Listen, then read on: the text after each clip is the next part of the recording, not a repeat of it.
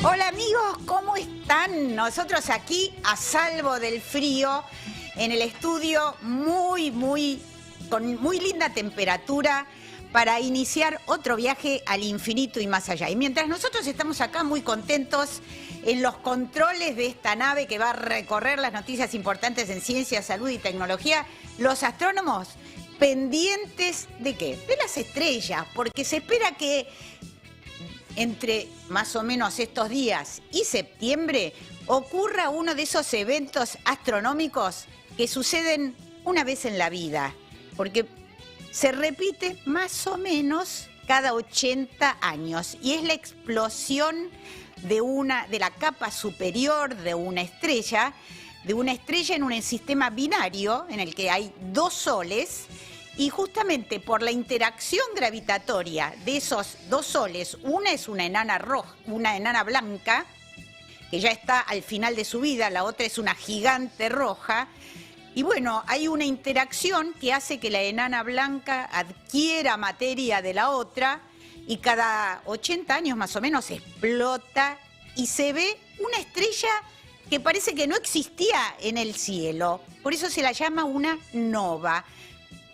Despide, hay como una erupción de su capa superior y los astrónomos están pendientes de estudiar este fenómeno que, como decimos, es una oportunidad que se da una vez en la vida de un astrónomo, ¿no? Muchas veces en la vida del universo, pero pendientes de eso. Así que tendremos noticias si es que se produce más adelante aquí en Al Infinito y Más Allá. Y con esta curiosidad cósmica, iniciamos un nuevo viaje por las noticias importantes en ciencia, salud y tecnología que nos lleva a recorrer todos los temas. Al infinito y más allá. Al infinito y más allá. Al infinito y más allá. Al infinito y más allá. Para aprender, imaginar y soñar no hay edades. Al infinito y más allá. Ciencia, salud y tecnología. Con Nora Bar por el Destape Radio.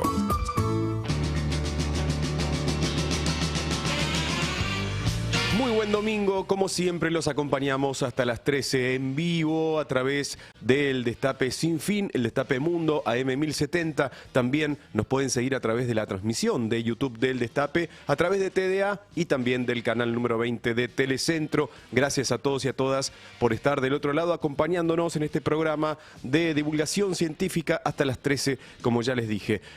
No se olviden también que pueden disfrutar de los contenidos donde quieran y cuando quieran de una manera muy sencilla en formato de audio o podcast a través de www.norabar.com.ar. Allí se van a poder encontrar con talentos, con las noticias, con cada una de las entrevistas y por supuesto con todos los programas completos del ciclo. www.norabar.com.ar. Y por supuesto, aquellos y aquellas que también deseen mirarnos a través del canal de YouTube, queda a través del canal de YouTube del Destape todo el programa completo para que lo puedan volver a disfrutar.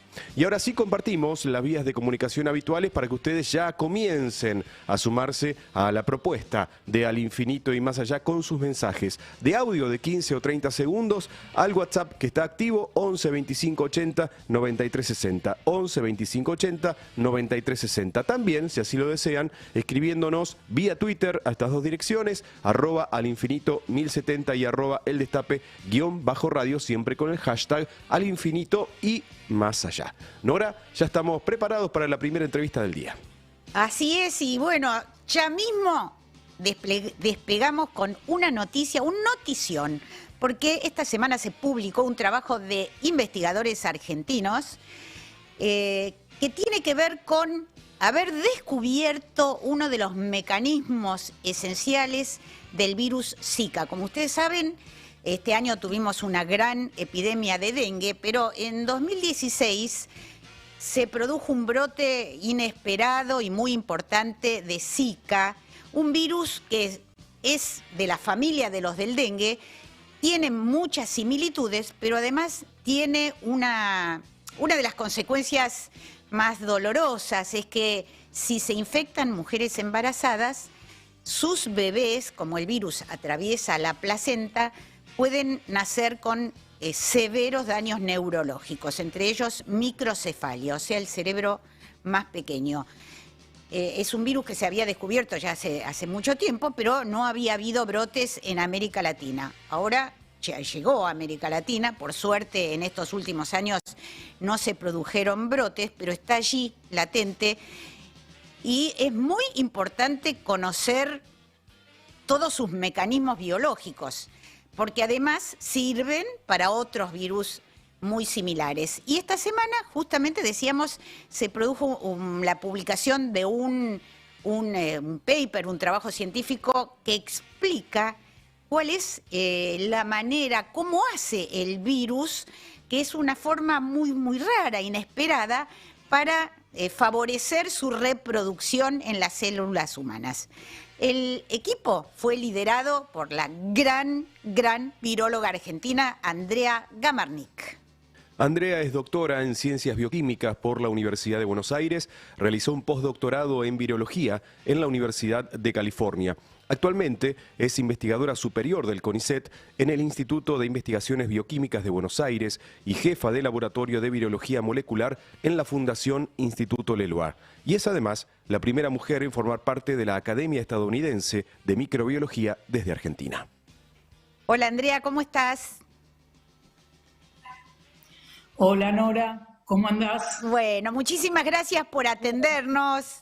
La verdad que nos quedamos todos sorprendidos esta semana por la publicación muy importante en una revista muy prestigiosa, pero además porque describe algo que, como vos bien lo explicaste en las notas, en todas los artículos periodísticos, es un proceso muy inesperado, ¿no es cierto?, del virus Zika.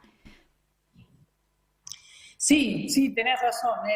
La verdad que nos sorprendió el descubrimiento a nosotros que venimos trabajando con estos virus desde hace mucho tiempo. Y eso es lo que tienen estos virus, como el dengue, el Zika y todos los virus de RNA, incluso el coronavirus, que tienen la capacidad de evolucionar muy rápidamente y desarrollar mecanismos para mejorar su multiplicación y su adaptación. Y en este caso, el virus de Zika tiene un mecanismo que engaña a la célula y usa la defensa de la célula para su propio beneficio. Y este descubrimiento, la verdad que nos sorprendió mucho. Es todo un proceso que nos llevó hasta llegar hasta este punto, que tiene que ver con tratar de entender cómo funcionan estos virus para poder justamente encontrar mecanismos para controlarlos. El Zika, como bien decías, fue un problema muy importante hace unos años, ahora está más controlado porque hay menos casos, pero entender al virus del Zika también nos permite entender al virus de dengue porque son muy parecidos, y el dengue es un problema realmente enorme. Justamente en nuestro laboratorio estamos trabajando con los dos virus, con dengue y con Zika simultáneamente. Sí. Que, bueno, sí. ¿No decías?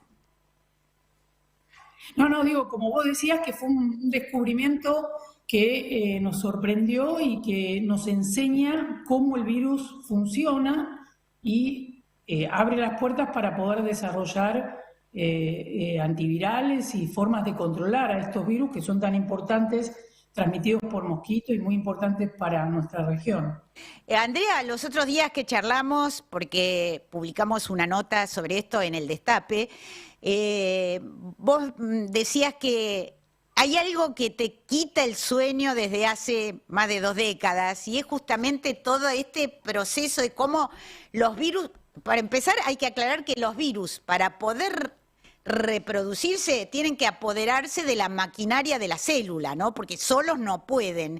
Y ustedes veían que estos virus, que son en comparación con otros organismos muy cortitos, tienen 11.000 letras, siempre había algo que quedaba ahí en la célula, y que los extremos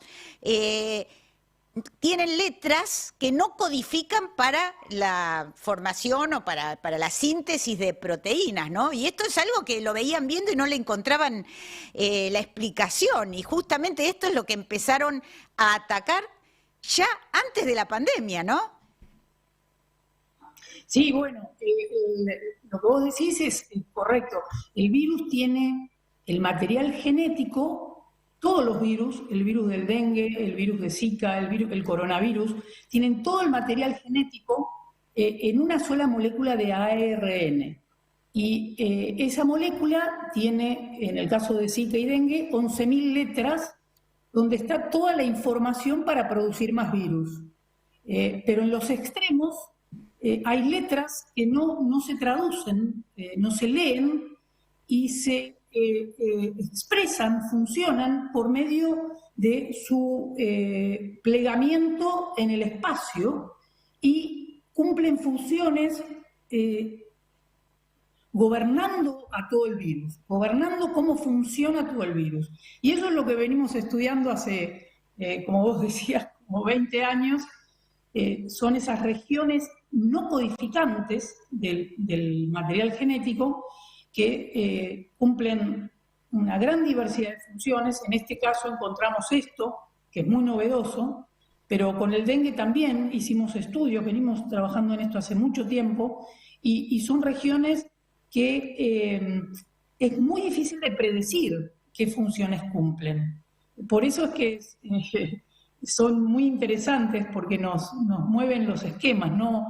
Encontramos cosas que nos cuesta mucho explicar y nos sacan de esta zona de confort de decir, esto debe cumplir esta función, y en realidad cuando empezamos a estudiar nos damos cuenta que es algo totalmente inesperado. Y esa respuesta inesperada es lo que nos sorprende y lo que nos hace seguir indagando y seguir preguntando, porque somos muy curiosos y eso es lo que nos mueve. Claro. Pero creo que a la larga lo interesante de esto es que terminamos descubriendo puntos débiles para controlar a los virus.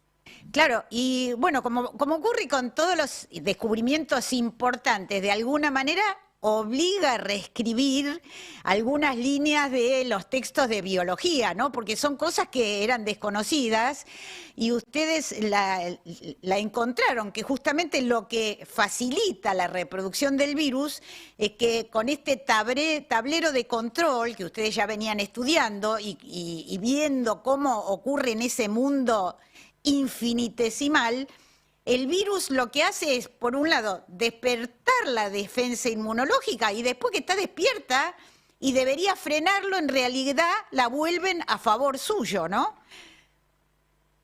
Sí, exactamente. Eso es lo sorprendente de este caso, porque es común que los virus tengan procesos para desactivar a la defensa de la célula, el sistema inmune de la célula, cuando infectan, como procesos evolutivos. Pero en este caso lo activan y no este mecanismo que se activa funciona a favor del virus. O sea que estas proteínas se cambian de bando, el virus desarrolló mecanismos evolutivos para activarlas de tal forma que funcionen a favor del virus. Exactamente lo que vos describías. Y lo importante, porque ahora se escucha hablar mucho sobre ciencia aplicada, que hay que desarrollar cosas que den ganancias y que se puedan aplicar y que puedan culminar en un producto. Pero en realidad este trabajo que, como decimos, empezó antes de la pandemia y que ustedes durante la pandemia se abocaron totalmente. Recordemos que el equipo de Andrea Gamarnik fue el que desarrolló en 45 días, desde que se detectó el primer caso aquí en la Argentina de coronavirus, de COVID, de SARS-CoV-2, el que desarrolló el test de medición, digamos, de anticuerpos, ¿no?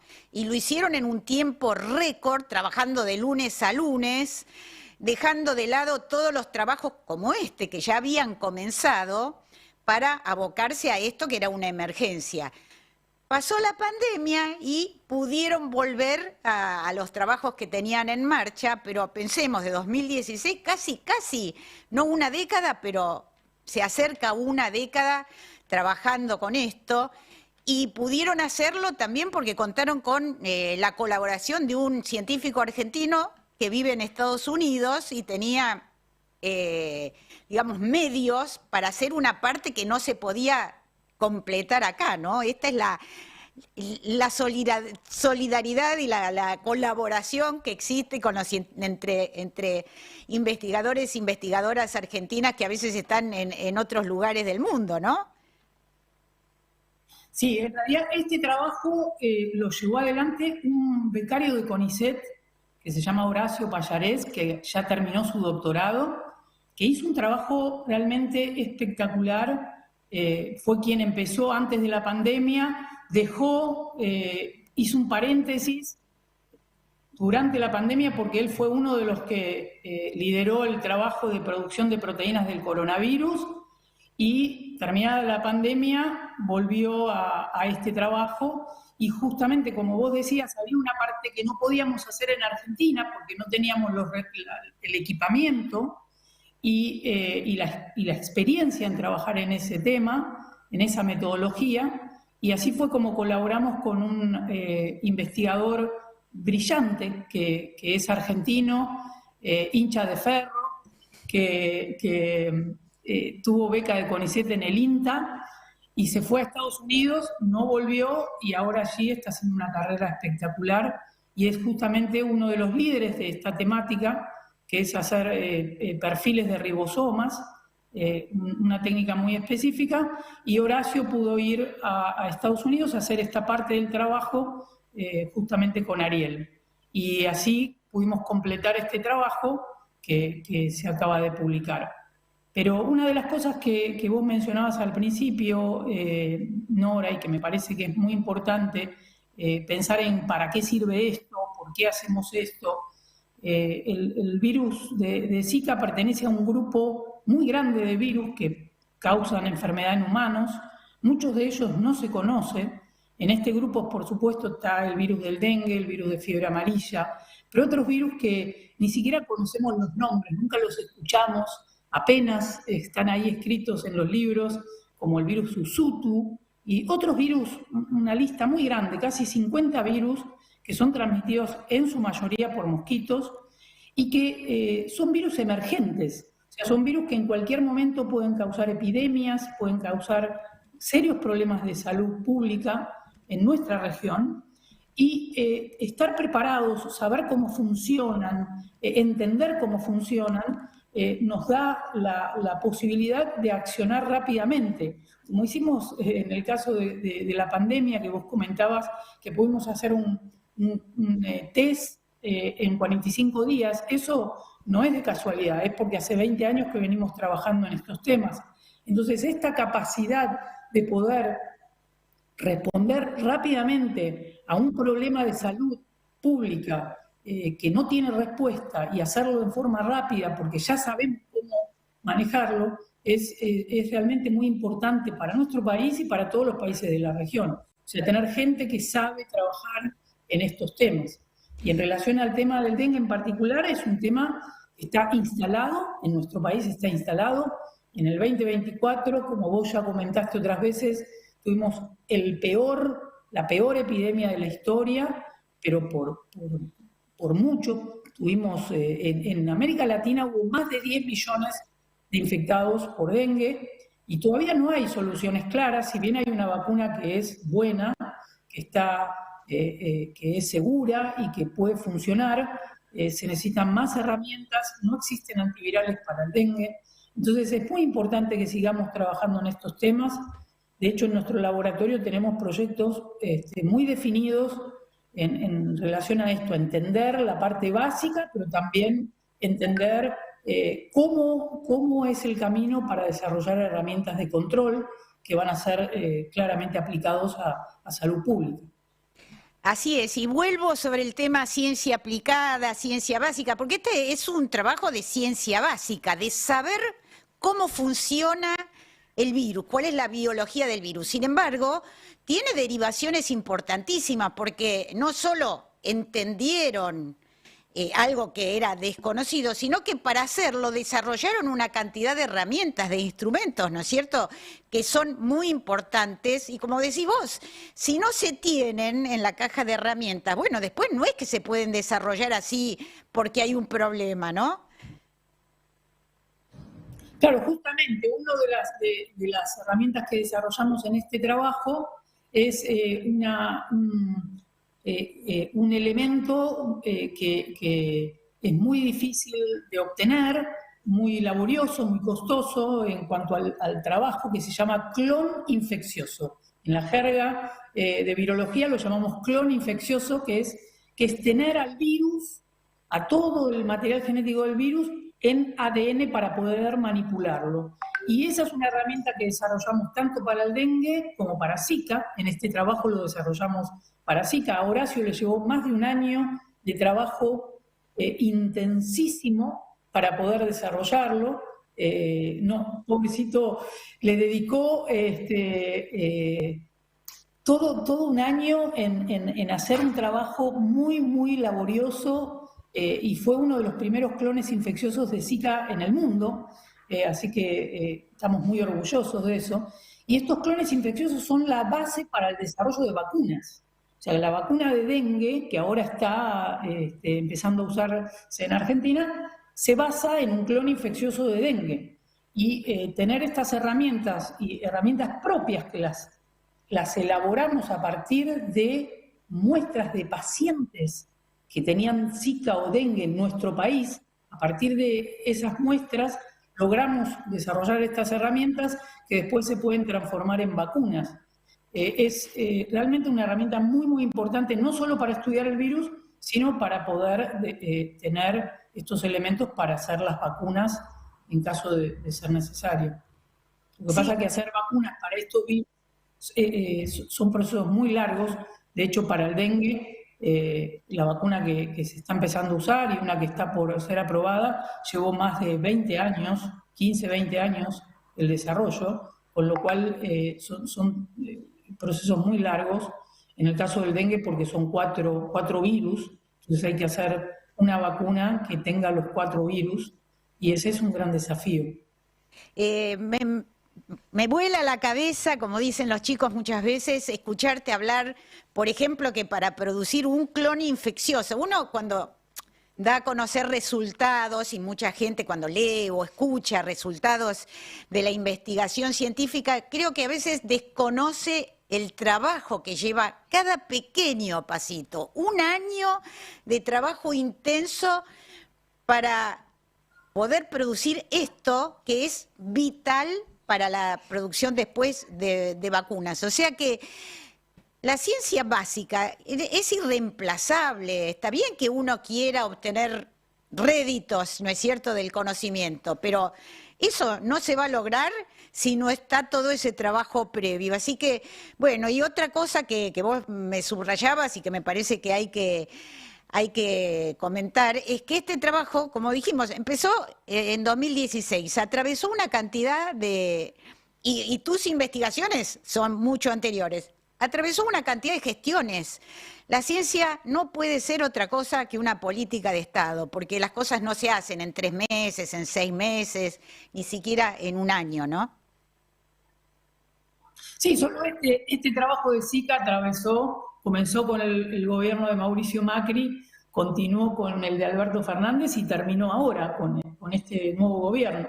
Con lo cual, la ciencia, si no trasciende al gobierno de turno, se queda paralizada, y tenemos estos vaivenes que no ayudan en nada y que no permiten realmente que se consolide un sistema científico robusto y sólido, que pueda realmente dar respuestas a las problemáticas que tenemos. O sea que la ciencia, no hay duda que tiene que ser una política de Estado y tiene que trascender al gobierno de turno. Y este es un ejemplo de un trabajo que hicimos durante mucho tiempo y rindió su fruto después de muchos años.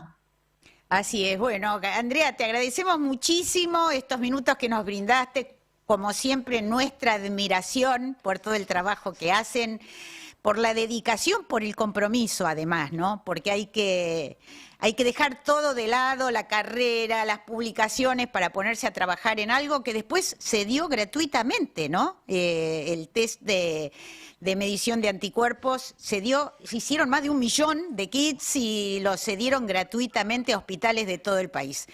Eso hacen los científicos y las científicas argentinas. Eso no se puede reemplazar con nada, ¿no? Bueno, gracias, Nora, gracias por estar siempre atenta y por acompañar todos estos procesos que vamos haciendo en los laboratorios y comunicarlos. Es un orgullo y una satisfacción poder dar estas noticias. Te mandamos un enorme abrazo y te agradecemos de nuevo estos minutos con Al Infinito y Más Allá. Gracias. Estuvimos hablando con Andrea Gamarnik. Bueno, es muy conocida, una gran viróloga, una referente en el mundo en el virus del dengue y del Zika. Actualmente jefa del Laboratorio de Virología Molecular de la Fundación Instituto Leluar. Y además es la primera mujer en formar parte de la Academia Estadounidense de Microbiología desde la Argentina. Extra, extra. Lo más destacado de la semana en ciencia, salud y tecnología. Sin fake news ni metaverso, ¿eh? Ahora, noticias. Al infinito y más allá.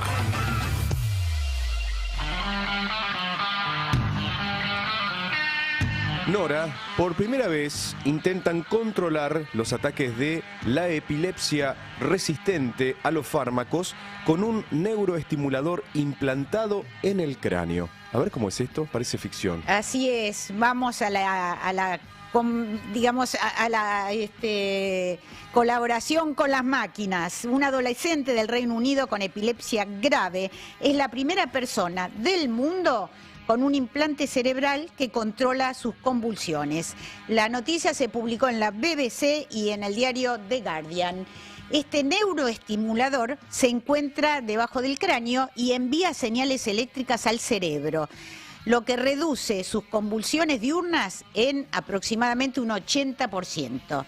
Es fabricado por la empresa británica Amber Therapeutics. Durante la cirugía, el equipo que trabajó en esto insertó 2 electrodos en una región profunda del cerebro del adolescente y lo conectaron mediante cables con un neuroestimulador. El dispositivo mide más o menos 3,5 centímetros cuadrados y 0,6 centímetros de grosor. Se puede recargar a través de auriculares portátiles y se trata de un procedimiento experimental, o sea, va a haber que hacer más pruebas en muchos más casos para probar su efectividad, pero este ya es un paso alentador. En la Antártida, el agua cálida del océano que se introduce entre el hielo y la Tierra, un proceso que hasta ahora era desestimado en los modelos climáticos, podría causar el derretimiento descontrolado de la inmensa sábana blanca. Así es, bueno, es un tema de preocupación de todos los científicos del clima, del ambiente, y lo alerta sobre este tema Cindy Fernández en Meteorred. Cindy Fernández, meteoróloga argentina. Un investigador de dinámica del hielo del British Antarctic Survey y su equipo son los que descubrieron este proceso que hasta ahora no estaba incluido en los modelos. Con el tiempo, ese hielo terrestre se desplaza hacia el océano circundante y eventualmente se derrite, un proceso que tiene lugar alrededor de la costa de la Antártida y de Groenlandia y que contribuye de manera importante al aumento del nivel del mar, dicen los científicos. El hallazgo se considera vital, ya que permitirá predecir mejor el riesgo de aumento del nivel del mar en el futuro y desarrollar planes de contención y prevención. Ser escriba en el antiguo Egipto implicaba riesgos laborales, ¿como cuáles? Problemas de salud ocular y dolor de espalda. A ver, Nora. Así es, parece que los escribas no la tenían tan fácil. Eso es lo que descubrieron los expertos que estudian los restos de escribas enterrados en la necrópolis de Abu Sir, Egipto, entre el 2700 y el 2180 a.C. En conversación con The Guardian, Petra Bruckner, primera autora del estudio en el Museo Nacional de Praga, dijo que en comparación con los hombres que realizaban otros trabajos, los administradores mostraban signos de cambios degenerativos en las articulaciones. dado que solo el 1% de la población sabía leer y escribir, estos hombres tenían un estatus social elevado y realizaban un trabajo administrativo crucial, pero a un precio. Verónica Dulikova, coautora del estudio, dijo que se sabía que los escribas comenzaban a trabajar cuando eran adolescentes en una carrera profesional que podía llevar décadas. Y bueno, después terminaban mal.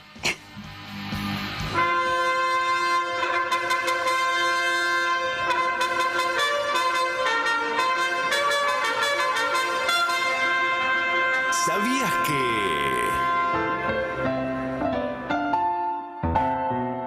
¿Sabías que el estrés constante de la vida urbana modifica el cerebro de modos que pueden incrementar nuestras probabilidades de padecer trastornos de salud mental?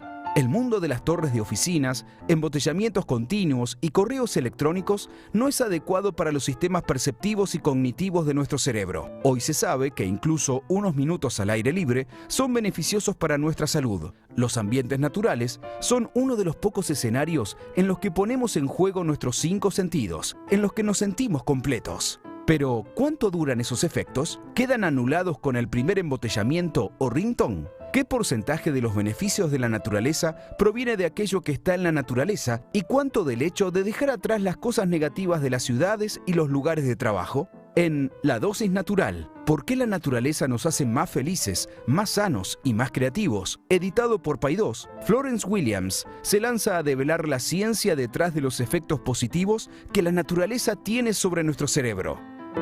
No te vayas, ya seguimos disparados al infinito y más allá. Y así abrimos de esta manera el segundo bloque en Al Infinito y Más Allá. Te estamos acompañando con este programa de divulgación científica, como siempre, como cada domingo, hasta las 13 en vivo a través del Destape Mundo, AM 1070. También nos podés seguir a través del canal de YouTube. Los leemos también a través del chat, por supuesto, vía TDA. Y también el canal número 20 de Telecentro. Muchas gracias por estar del otro lado y mandarnos los lindos mensajes que nos envían y que ahora vamos a compartir algunos de ellos. Recordá también que si querés seguir escuchando los contenidos de Al Infinito y Más Allá, lo podés hacer en formato de audio o tipo podcast, también a través de www.norabar.com.ar, donde vas a poder encontrar talentos, noticias, entrevistas y los programas completos, como recién te dije. También podés disfrutar los programas completos luego en el canal de YouTube del Destape. Y si querés seguir participando, como muchos lo están haciendo, y sumarte a la propuesta del día de hoy, podés dejarnos tu mensaje al 11 25 80 93 60. 11 25 80 93 60. El chat de YouTube está que arde. Victoria Cano dice: buen día, genia. Genia es para usted, señora Nora Bar. Mónica Cristina Segovia: buen día, Nora y equipo, los acompañamos. También, a ver, bueno, cosas que pasan. Bueno, seguimos porque se me desconfiguró todo. Bueno, les decía, pueden seguir participando a nuestro WhatsApp, que está activo, 11 25 80 93 60, y o escribirnos a estas dos direcciones de Twitter, al infinito 1070, y también @eldestape_radio. Siempre recuerden con el hashtag Al Infinito y Más Allá. Ahora sí, Nora, si te parece propicio, vamos a la segunda entrevista del día. Así es, y esta semana las científicas argentinas, bueno, se lucieron, porque otra de las noticias de la semana, una noticia que realmente tuvo una repercusión impresionante, es que una paleontóloga argentina descubrió el fósil de uno de los primeros vertebrados de 4 patas que incursionaron en el medio terrestre. ¿Cuándo? Hace nada menos que unos 290 millones de años. La noticia fue tan importante, que se publicó nada menos que en la tapa de Nature, la figurita difícil para cualquier investigador o investigadora, y también en medios internacionales como el New York Times. La protagonista de este hallazgo, de este descubrimiento, es Claudia Marcicano. Doctora en Ciencias Biológicas, paleontóloga, actualmente es profesora en el Departamento de Ciencias Geológicas de la Universidad de Buenos Aires e investigadora del CONICET en el Instituto de Estudios Andinos Don Pablo Grueber y DEAN CONICET UBA. Hola Claudia, ¿cómo estás? Hola Nora, ¿cómo estás? Bueno, muchísimas gracias por atendernos. Ahora estás en Buenos Aires, pero el descubrimiento fue muy lejos de acá, ¿no es cierto? Nada menos que en Namibia. ¿Cómo es que una paleontóloga argentina está haciendo descubrimientos en Namibia? En realidad yo hace prácticamente casi 20 años que trabajo en Sudáfrica, en un proyecto al que fui invitada para trabajar con otros paleontólogos y geólogos, y después decidimos continuar nuestro trabajo buscando las rocas de la misma edad que afloraban en Sudáfrica, en Namibia. Así que empezamos a trabajar en Namibia hace más de 10 años, en distintas áreas, y bueno, nada, así fue que empecé a ir a Namibia. Sí, es realmente algo que sorprende, porque siempre que uno habla sobre hallazgos, no siempre, pero en la mayor parte de los hallazgos paleontológicos que damos a conocer en los medios argentinos son en la Argentina. Ya es difícil, pero bueno, siempre decimos que la Patagonia, ¿no es cierto?, es el Hollywood de los dinosaurios. En este caso es un organismo que es previo a los dinosaurios y además Sí. muy lejos, o sea, todavía no habían aparecido los dinosaurios cuando vivía No. esta suerte de anguila gigante de 2,5 metros que descubrieron ustedes. Ya es difícil encontrar un dinosaurio, me imagino lo que habrá sido encontrar a este exponente que nosotros decimos uno de los primeros vertebrados de 4 patas que caminaron en la Tierra, porque la vida se originó en el océano, ¿no es cierto? O sea que los primeros organismos se desarrollaron en el océano, primero eran unicelulares, después se agruparon varias células, después se hicieron animales y después recién llegaron a la Tierra. ¿Cómo es la historia de Gaiasia geniae? Geniae es el nombre, ¿no? Sí, Geniae. En realidad está nombrada por una colega paleontóloga inglesa que toda su vida trabajó con estos primeros tetrápodos, muy, muy famosa y lamentablemente murió en el 2020. Así que bueno, decidimos hacerlo en honor a ella. Se llama Geniae por Jenny. En realidad, sí, la vida se originó en los mares.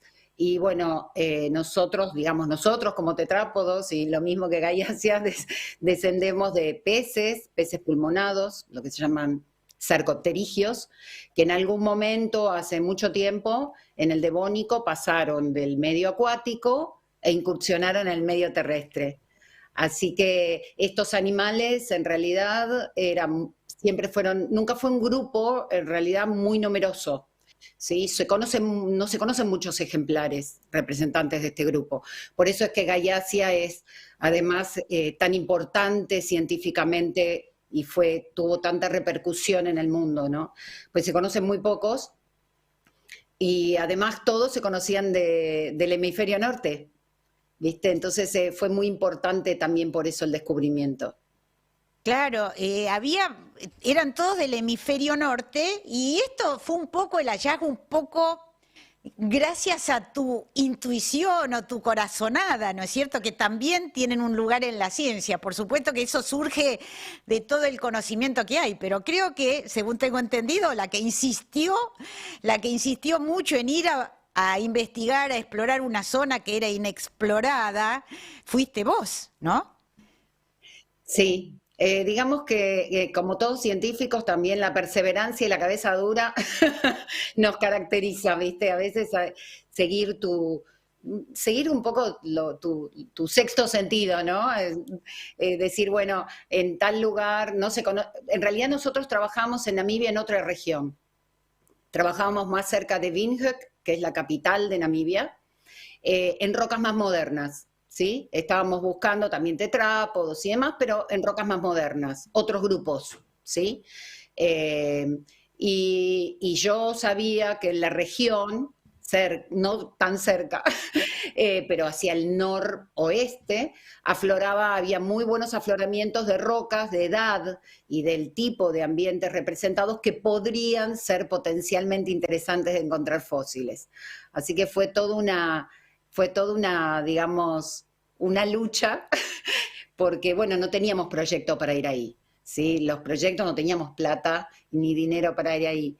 Y en realidad era alargar una campaña a otro lado, un lugar que es muy inhóspito, porque en realidad, como ya te había contado en algún momento, es un área protegida. Es como un gran parque nacional protegido, no tiene rutas, tiene un único camino que lo atraviesa, porque es zona protegida de rinocerontes.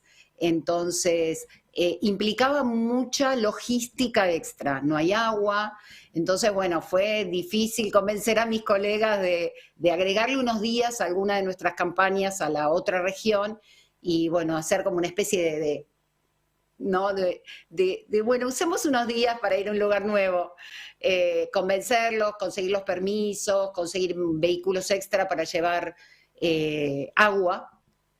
Eso no es fácil, ¿viste? Porque todo significa dinero, tiempo, ¿viste? No es...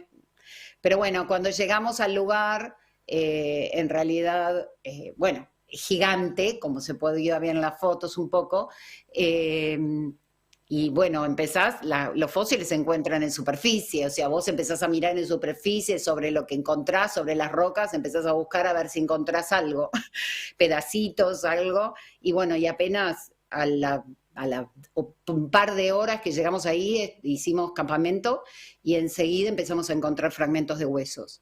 Así que ahí eso nos entusiasmó un montón. Y dije, ¿vieron? Teníamos que venir acá. Sí, me imagino la emoción, ¿no? De encontrar en un desierto así, que digamos que uno puede empezar por cualquier lado.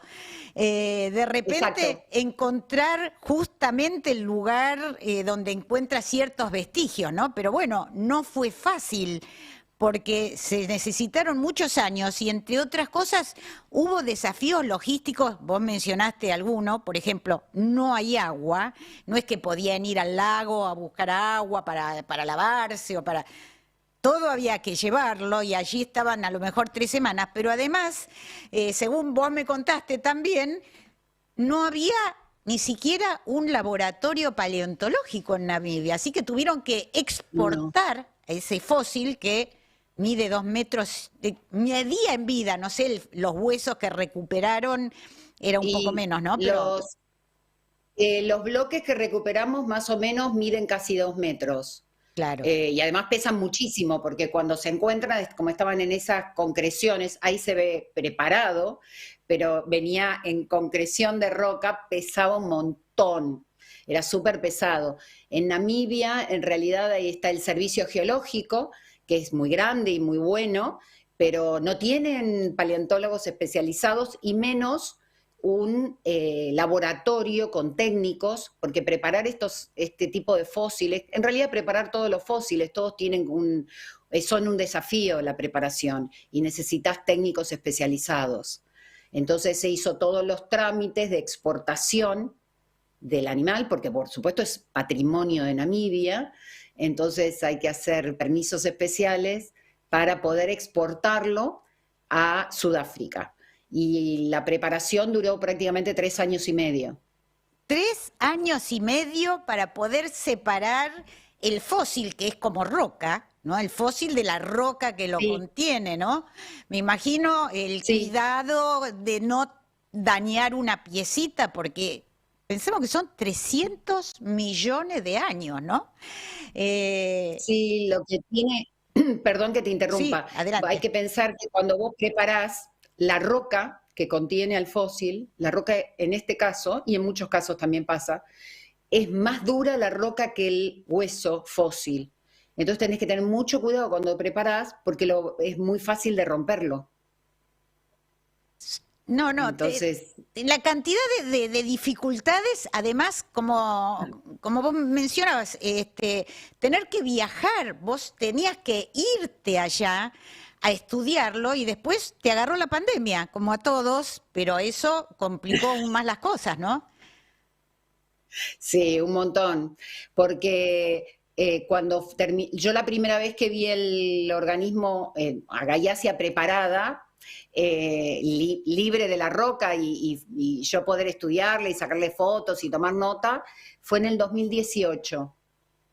Así que trabajé sobre el material en el 2018, estuve allá un mes en Sudáfrica y después pude volver a viajar en el 2019, que volví de nuevo por supuesto, durante todo el año que estuve acá en Argentina, tomé notas, estudiaba, empecé a describirlo, empecé a compararlo con cosas que yo ya sabía. Y Claro, porque al principio o sea, no sabías lo que era, al principio. No. Es algo nuevo, así que...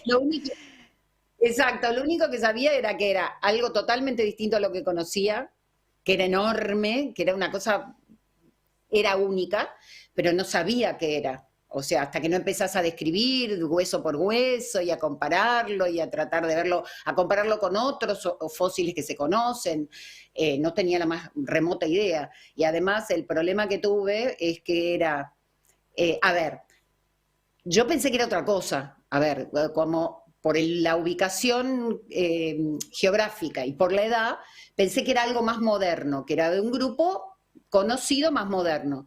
Pero cuando empecé a estudiarlo vi que no, nada que ver, que era algo muy distinto, que era algo totalmente desconocido. Entonces uno empieza, al principio empezás como a dudar un poco de vos, no puede ser. No puede ser, esto no puede ser. No, estos animales ya se extinguieron, esto no puede ser, ¿viste? Porque bueno, nada, ¿viste? Vos empezás un poco a veces a dudar, pues decís, no, pero, así que eso te lleva bastante tiempo, porque además tenés que, de alguna forma, no es solamente, no es convencerte, pero de alguna forma sentirte segura que lo que estás viendo es real y de que en realidad estás en el buen camino, sino además convencer a los otros científicos. Así que si yo lo quería publicar y en una buena revista y darlo a conocer, tenía que estar muy segura, tener mucha prueba, muy buena descripción, muy buena anatomía descripta para poder lograr, además, convencer al resto de la comunidad científica. Después, en el 2019, continué y después me agarró la pandemia. Así que después no volví a Sudáfrica, no volví a ver el animal, no volví a ver a Gallacia, pero con todas las notas que tenía y además con el apoyo de otros colegas que son también autores del trabajo, justamente el segundo autor, que es Jason Pardo. Él estaba en el Field Museum en Chicago para ese momento, y en las colecciones del Field hay justamente tetrápodos basales en las colecciones, fósiles. Así que entre los dos, yo le mandaba las cosas, él miraba las colecciones, ¿viste? Fue todo un trabajo en equipo. Claro, impresionante. Y bueno, se te dio porque no solo lo publicaste en Nature, un trabajo que llevó un año convencer también a los evaluadores de la revista para que todos tomemos dimensión de lo que significa este tipo de publicaciones, ¿no? Y sino que además en la tapa, o sea, realmente Sí. impresionante. Ya ingresaste en la historia de la paleontología, ¿eh? Y mira, nos reíamos porque cuando lo mandé a Nature, o sea, por supuesto yo estaba 100% convencida. La decisión fue, bueno, este es un animal único, todos los coautores dijimos, hay que mandarlo a Nature. Yo dije, vamos a mandarlo a Nature. De última, el NOR ya lo tenemos. Algo para que la gente se entere, Nature, al ser la revista más importante de ciencia de todo el planeta. Vos pensás que es una revista que tiene un rechazo de inicio, es decir, cuando reciben los trabajos, sin mandarlos a revisar por reviewers, ¿no? Porque eso va después a revisarse por colegas, ¿sí? Tiene un 98%, un 92% de rechazo de entrada. Así que cuando lo mandamos, yo estaba así, Nada, porque sabía de ese 92% de rechazo, o sea, lo más probable tenía esas probabilidades de que fuera rechazado. Y cuando me dijeron, es aceptado, lo vamos a mandar a revisar, ya fue como, ya dijimos, wow, ya atravesamos esa gran barrera, ¿no? Fue saltar primero esa barrera. Y después tuve 3 revisores, que en realidad yo les agradezco un montón, porque al revisarte el trabajo y al dudar y al pedirte más dibujos y cosas y por qué esto y por qué lo otro, de alguna forma también enriquecen el trabajo, ¿sí? Yo he sido también revisora de trabajos. Uno trata de que quede mejor claro, bueno, que científicamente sea más fundamentado, ¿no? Y estuvimos un año, porque ellos mismos les pasaba lo mismo que me pasó a mí cuando la encontré, que empecé a dudar, esto no puede ser. O sea, fuera de toda duda, es Nature la figurita difícil. Y bueno, te salió y la verdad un orgullo, y esto vuelve a demostrar y a confirmar el gran nivel de la paleontología argentina, que todo el tiempo tenemos el orgullo de poder dar a conocer hallazgos que realmente son replicados en todo el mundo. Claudia, te agradecemos muchísimo estos minutos y te mandamos un gran abrazo. Gracias, Nora, gracias por prestarnos atención a los científicos. No, al contrario, es lo mejor que tenemos, mejor que el litio, mejor que el petróleo, son nuestros investigadores e investigadores. Te mandamos un gran abrazo y por supuesto vamos a estar en contacto para tus nuevos hallazgos. Y muchísimas gracias, Nora. Estuvimos hablando con Claudia Marcicano, doctora en Ciencias Biológicas, paleontóloga, actualmente profesora en el Departamento de Ciencias Geológicas de la Universidad de Buenos Aires e investigadora del CONICET en el Instituto de Estudios Andinos Don Pablo Gruber, dependiente del CONICET y la UBA. Instrucciones para ser un talento excepcional. No hay. Pero tranqui, Al Infinito y Más Allá te cuenta historias de vida de mujeres y hombres que sí lo fueron. Al Infinito y Más Allá, con Nora Bar, presenta Talentos Excepcionales. Muy bien, y Nora, ¿a quién tenemos hoy en Talentos Excepcionales para conocer una nueva historia? A ver. Hoy tenemos una figura que no es estrictamente científica, pero es un talento excepcional. Se trata de Antonio Gaudí. Es una disciplina bastante afín a la ciencia. El creador de la todavía inacabada Catedral La Sagrada Familia de Barcelona, que en más de una ocasión fue definida como un enigma repleto de paradojas. Quienes hayan viajado a la ciudad condal seguro que se habrán quedado maravillados ante la Sagrada Familia. Gaudí nació el 25 de junio de 1852, es decir, hace exactamente 170 años. Poco tiempo después de recibirse de arquitecto, en 1879, Gaudí, que tenía 27, conoció casualmente al poderoso empresario e industrial catalán Eusebio Güell Bacigalupi. Este había quedado prendado de un mueble expositor de guantes que había diseñado el joven arquitecto para un comerciante catalán que participaba en la Exposición Universal de París de ese año. Según sus biógrafos, Gaudí era muy poco amigo de los halagos y las demostraciones de admiración hacia sí mismo, pero tomando en cuenta que durante toda su vida contó con el irrestricto respaldo de este poderoso empresario, no tenía ningún problema en asegurar que su mecenas debía ser comparado nada menos que con la familia Medici, los banqueros protectores de las artes que gobernaron Florencia durante 300 años, y que fueron los grandes mecenas del Renacimiento. Gaudí integró a sus obras arquitectónicas una serie de trabajos artesanales que él conocía a la perfección, tanto los secretos de la herrería como de la vidriería y la carpintería. Se hizo célebre por sus rejas de acero forjado y sobre todo por sus mosaicos de loza y cerámica fragmentada, conocidos como trencadís, es decir, quebradizos, en los que más de un estudioso quiso ver los antecedentes del cubismo, que llegaría recién a comienzos del siglo XX. Como sea, en las últimas 2 décadas del siglo XIX nos encontramos con un Gaudí que tenía un estudio y allí llega la celebridad internacional.